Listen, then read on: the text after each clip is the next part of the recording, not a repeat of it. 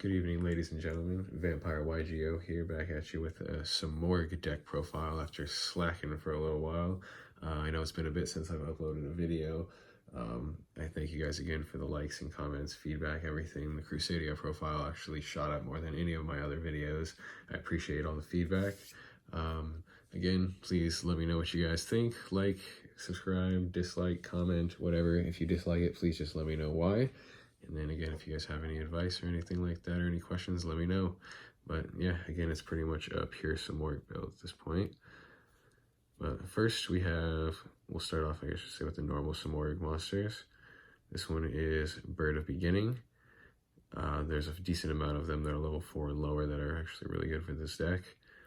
This one is a normal summon, and then basically lets you extra normal summon another Simorgh monster this turn as a normal summon, whether it be a tribute summon or whether it be another level 4 or lower. And then it has the actual effect of when it's into the graveyard, if your opponent has no spells or traps in their spell and trap zone, then you can special summon it from the deck or the graveyard in defense. And then once it leaves the field, it's banished.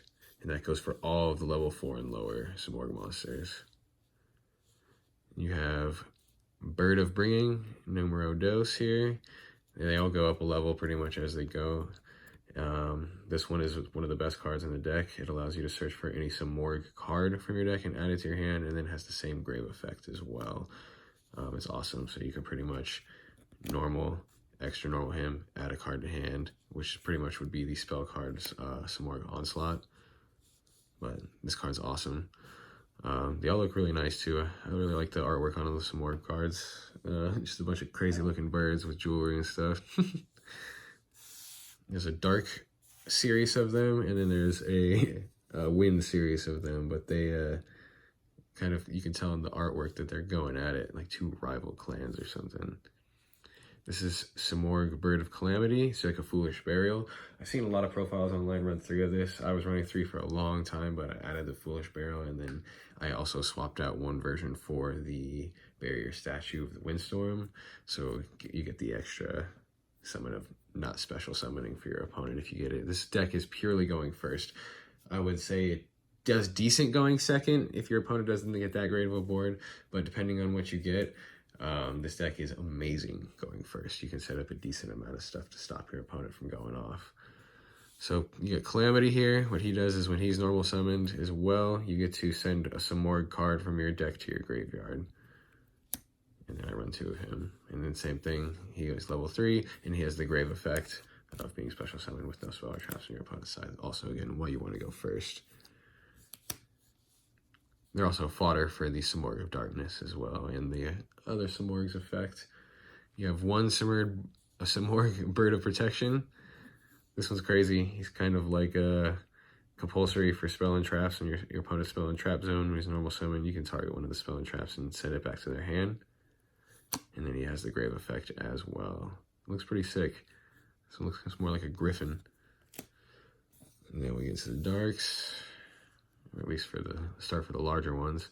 One Dark Simorgh, you don't want to see him first turn, or at least in your opening hand. He's searchable, so you'll usually get him with the first onslaught that you use, unless you already have a darkness or don't have a darkness in the graveyard at this point in time. But he's awesome because you can use the onslaught to lower his level by 1, and then use the field spell to lower the normal summon count, so then you can just get him off.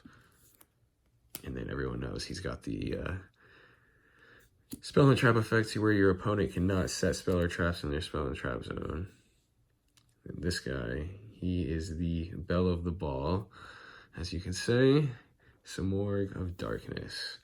3K, or well, 30, I was gonna say he goes up to 32 when the field spell's on there, but 2,900. He's got 2 effects. One of them is when he's in the graveyard and your opponent, or when you normal summon a monster by tribute, you get to special summon him from the graveyard, and then he has the effect of while he's on field, quick effect, when your opponent activates a spell or trap card, you can pitch a wind monster on your side of the field to negate it, or a dark monster as well.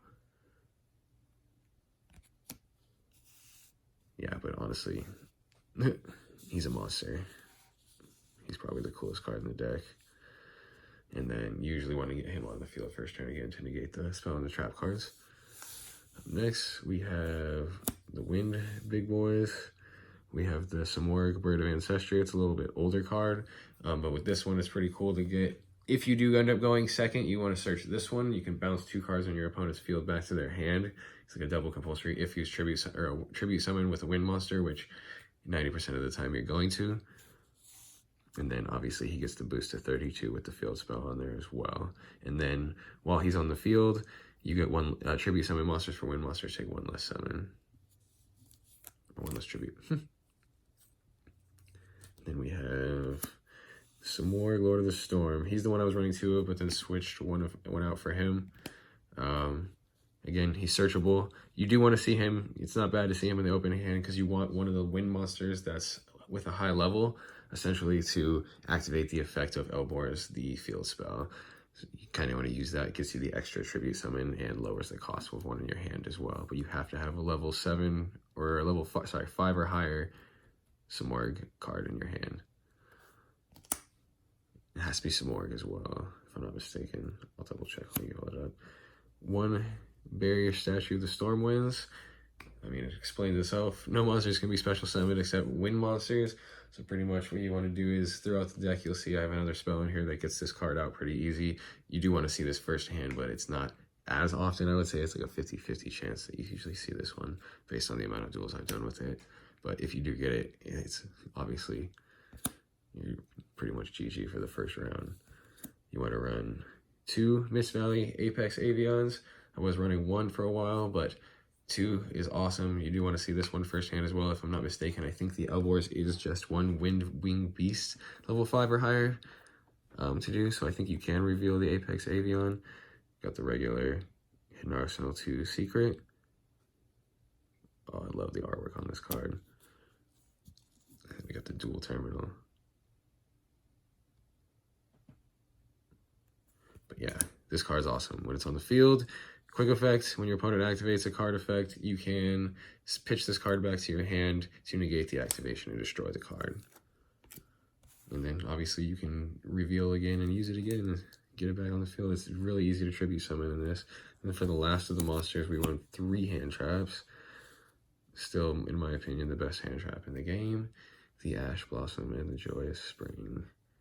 Still want to get a alternate artwork, but man, the secret. I actually really like the common artwork as well. I like the detail. You can kind of see it. It looks a little bit different without any of the holo. You get a good look at it. And that would be it for the monsters. And next we're running spells. You want to run 3 Simorgh Onslaught. This card is ridiculous. This card is pitch 1 Winged Beast monster from your hand and 2 Simorgh monsters with different attributes from your deck to your hand. And then you can banish this card when it's in the graveyard to lower the level of 1 monster in your hand of that's wind or Simorgh card by 1. But basically, you want to add 1 wind and 1 dark. You're usually going to go for the Simorgh of Darkness or the Dark Simorgh. Not many different names there. And then usually you're going to want to go for the Simorgh of Bringing, because then he gets on the board and then you get an extra search off him as well, if you didn't already get him. But it's pretty crazy. You got the Simorgh of Darkness flying with the Simorgh of Calamity, and then you have the little baby one on the bottom there, the Simorgh of Beginning, like screeching out that they're arriving. But yeah, awesome card. We got 3 of the field spell. This card is also a bread and butter. You want to get this one first turn as much as you possibly can. You usually want to get this for a search over some certain other things if this is your only option and you have the option to make a play. Sometimes this deck can set up pretty moderate, decent first boards, even if you don't get the greatest hand, to get some decent amount of negates off for a strong turn 2. But again, you want to see this card ASAP. Basically what it does is when it's on the field, you can reveal 1 level 5 or higher Wing Beast monster from your hand in a normal summon, 1 extra normal Wing Beast monster for an extra tribute. Jeez Louise, I butchered the heck out of that. You get to extra tribute summon that turn by revealing 1, basically, and it's an extra normal summon. So basically, now we'll do a little tutorial. Like summon, extra summon, search, activate field spell, reveal level 5 or higher winged beast, extra tribute summon right after you automatically reveal for 1 less cost. And then obviously do what else you're going to do. You get to revive the little birds back and then do some more tribute summons if you have double summon and some of the other stuff. 1 terraforming to get the field spell, or obviously heighten the odds. 3 extravagance. This deck does not care too much at all about the extra deck. There is some pretty good plays you can do that you want to get with. Pretty much the only one you're really ever going to get out is Almirage, and then every once in a while, I'm not going to lie, I did get the Boar load out, and it saved my butt a few times. But other than that, it's mostly going to be the Almirage or maybe sometimes the Beetle. But a lot of the effects of the Simorgh cards are you can only special summon winged beasts after you use the effect of the grave for the smaller birds. But yeah, 3 extravagance explains itself. Like I said, this deck does not care too much. You get a bunch of the big birds on board. You usually win with 1 swing. Foolish Burial, you want to get the Simorgh of Darkness to the grave, and sometimes you can, if you already have one in the grave or if you have one in hand that you're going to get out, you can also use this to pitch one of the smaller ones and then use the grave effect of the smaller one. 1 for 1 just to get the extra summon for the Simorgh beginning. You don't get his effect off, but you do get the extra body on board, and then if it goes to grave, activate effect. And then for the last 2 spells, we run 2 double summon, which I'm honestly going to start testing at 3. Basically you get 1 extra normal summon. It just adds the cards on board.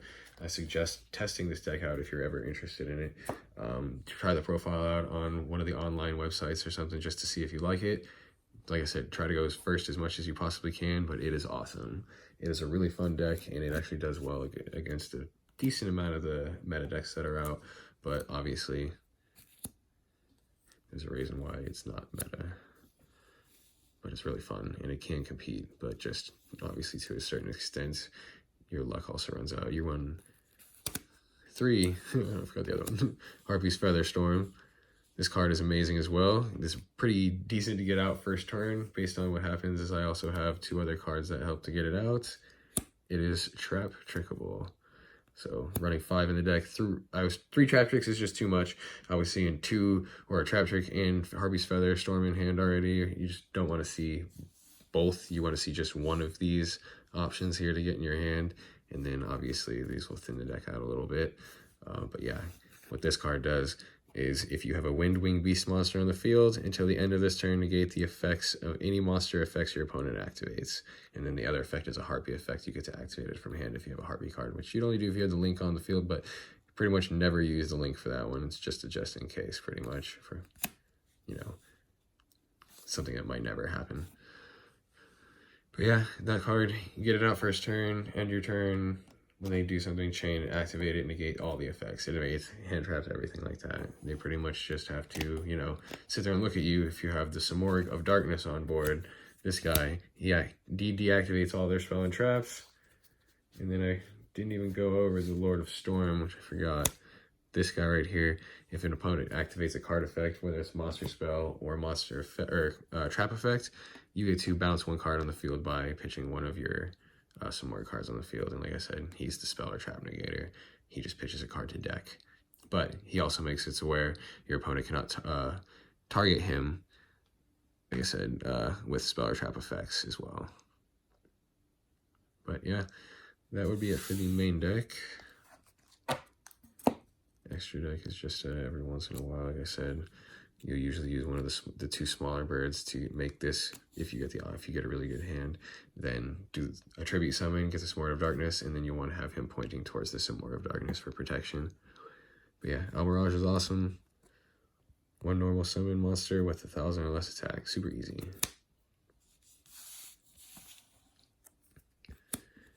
1 high speed droid rubber band shooter, just 2 wind monsters. 3 Great Fly for the option of the Pot of Extravagance. You're pretty much running 3 of most of these. But this is another one you use to boost all your wind monsters on the field by 500 attack.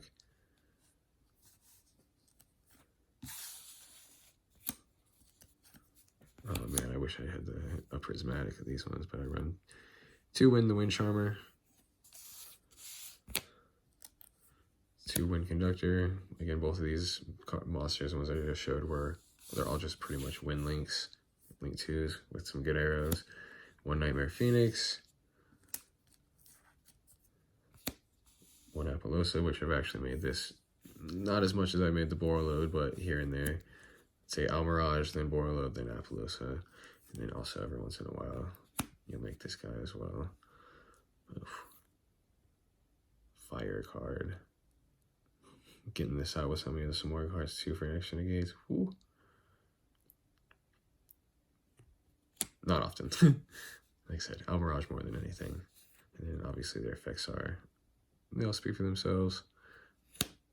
Well, thanks again, guys. Let me know what you guys think. For your side deck, I would pretty much run what most people are running: Birus, DD Crows, other different types of hand traps, Solemn Judgments, things like that. I would actually run 3 Twin Twister and 3 of the Simorgh spell card. That's like a giant Trunade, and then a few other hand traps as well, pretty much.